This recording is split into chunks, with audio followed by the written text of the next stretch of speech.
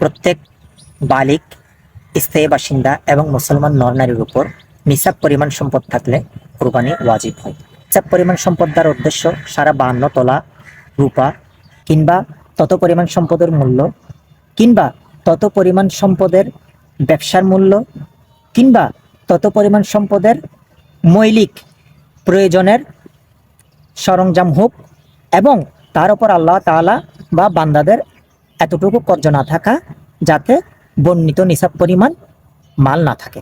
মৌলিক প্রয়োজনীয়তা বলতে সেই সব জিনিস উদ্দেশ্য যেগুলো ছাড়া মানুষের জীবন ধারণ করা খুবই কঠিন এবং অভাব অনুভূত হয়, যেমন থাকার ঘর, পরিধানের কাপড়, বাহন, ইলমেদিনের কিতাব কিংবা পেশার হাতিয়ার ইত্যাদি। আল হিদায়া প্রথম খণ্ড 96 নম্বর পৃষ্ঠা। বয়স কতটুকু হওয়া জরুরি? উট 5 বছর, গরু 2 বছর, দুম্বা দুম্বি বা ভেড়া ভেড়ি 1 বছর হওয়া জরুরি। তার চাইতে কম হলে কোরবানি বৈধ হবে না, তার চাইতে বেশি হলে উত্তম এবং জায়েজ।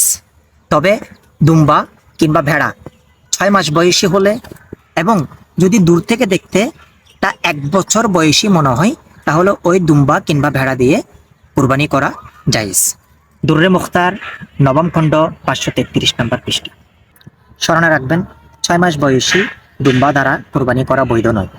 এটি এতটুক মোটা, তাজা এবং বড় হতে হবে যে দূর থেকে দেখলে 1 বছর বয়সী মনে হয়, এবং এমন দুম্বা কিংবা ভেড়া যা দূর থেকে দেখতে 1 বছর থেকে 1 দিনও কম মনে হয়, সেটা দ্বারাও কোরবানি করা বৈধ হবে না।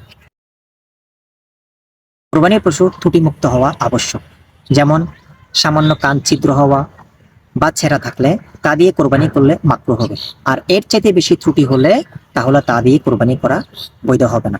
বাহারে শরিয়াত 3য় খণ্ড 343 নম্বর পৃষ্ঠা। প্রিয় ভাইয়েরা, আসুন আমরা কোরবানি করি এবং কোরবানির সময় পশু বাছাই করানোর সময় আমরা সবচেয়ে সুন্দর এবং সুষ্ঠুপুষ্ট কোরবানির পশু বাছাই করার চেষ্টা করি। তৌফিক থাকলে সবচেয়ে দামি পশু ক্রয় করার চেষ্টা করি, কেননা এটা আল্লাহ তাআলা খুশি হন। এবং কি বিশেষ করে এটা খেয়াল রাখবেন, কোরবানি যেন একমাত্র আল্লাহর সন্তুষ্টির জন্য হয়, লোক দেখানোর জন্য যেন না হয়, তাতে আমাদের কোরবানি মোটেই হবে না। এবং কোরবানির সময় আমরা অনেক ভুল করে থাকি, যা থেকে আমাদের বিরত থাকতে হবে। বিশেষ করে কোরবানির পশুর উপর জুলুমি করা, যেমন কি হযরত সাইয়েদনা ওমর ফারুক রাদিয়াল্লাহু তাআলা আনহু এক ব্যক্তিকে দেখলেন, তিনি ছাগলকে কোরবানি দেওয়ার জন্য পা ধরে হেঁচড়াচ্ছিল।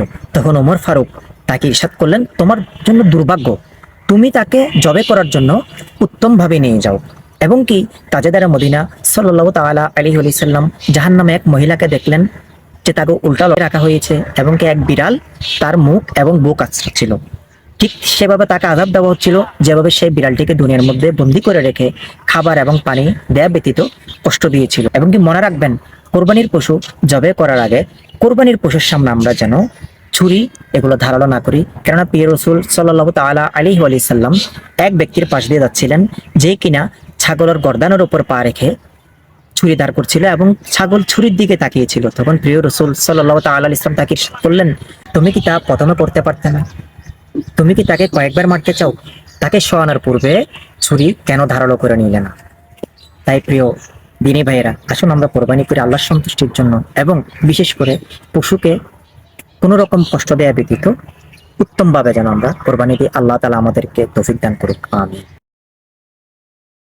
বদ্রশরিয়া বদ্রুত তরিকা মুফতি আমজাদ আলী আজমি রাহমাতুল্লাহি তাআলা আলাইহি বলেন, জবেহের জন্য 4টি রোগ কাটা জরুরি। তার মধ্যে একটি খুলকুম তথা কণ্ঠনালীর রোগ, যার মাধ্যমে শ্বাস আসা যাওয়া করে। দ্বিতীয় মুড়ি তথা যার মাধ্যমে খাদ্য আসা যাওয়া করে।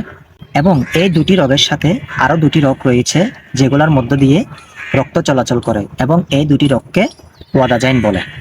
কোরবানির সময় 3টি রোগ কেটে যাওয়া যথেষ্ট, অর্থাৎ এই অবস্থায় পশু হালাল হয়ে যাবে। অর্থাৎ অধিকাংশের জন্য একই হুকুম, যা সম্পূর্ণর জন্য। এবং যদি 4টি রোগের মধ্যে বেশিরভাগ কাটা যায়, তাও কোরবানি হালাল হয়ে যাবে। অতঃপর যদি প্রত্যেক রোগ অর্ধেক অর্ধেক কাটা পড়ে এবং বাকি অর্ধেক থেকে যায়, তাহলে কোরবানি বৈধ হবে না। বাহারে শরিয়াত 3য় খণ্ড 312 থেকে 313 পৃষ্ঠা।